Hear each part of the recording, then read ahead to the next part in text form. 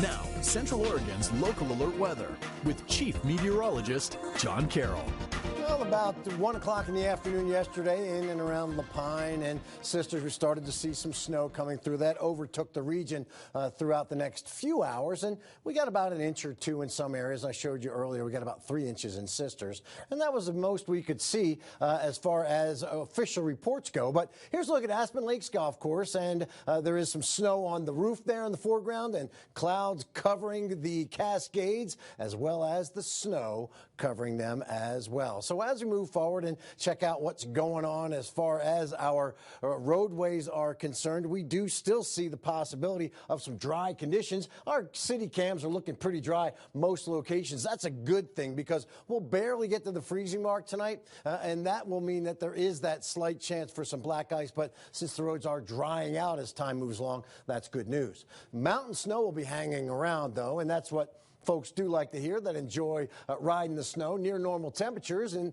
the low to mid 40s and variably cloudy pattern with not that much in the way of precipitation at lower elevations. Here's our temperature profile for the night tonight as we see the bend area getting down to the freezing mark. At about 3 a.m. we'll probably hover there for a while. We do have some a flow of air coming up from the south, that area of low pressure. There's several of them, but this is the one that's closest to us. That's pumping in that cloud cover generally, and not much for us in the way of precipitation. Here's the atmospheric river causing problems for folks in Southern California. We are north of that, obviously, and we are definitely on the drier side and not involved in that river.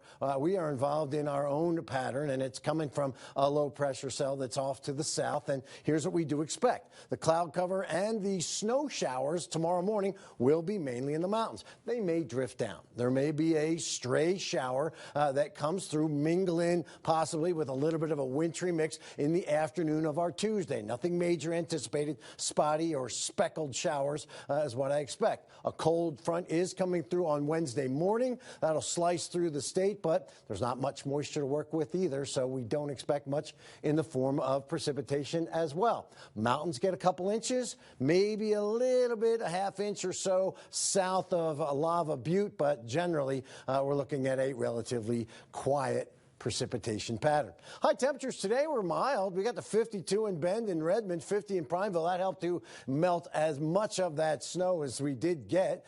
Here's what we are looking at as far as the current temperatures in Redmond and Bend. A little bit sporty for winds out of the south-southeast at about 18 and 13 miles an hour. We have a relative humidity in the mid-40s, so it's relatively dry. Currently, we have 50 in Bend, as I mentioned, and 40s in Sun River and Lapine. Lows tonight will be in the mid-20s and low 30s, so we do expect some pockets of black ice on the roads. Highs tomorrow will be in the 30s and in the 40-degree range, so about normal, and we'll stay about normal. I do have mountain snow on Wednesday, variably cloudy skies Thursday, and maybe a passing snow shower in the morning of Friday. That's a look at your local alert weather.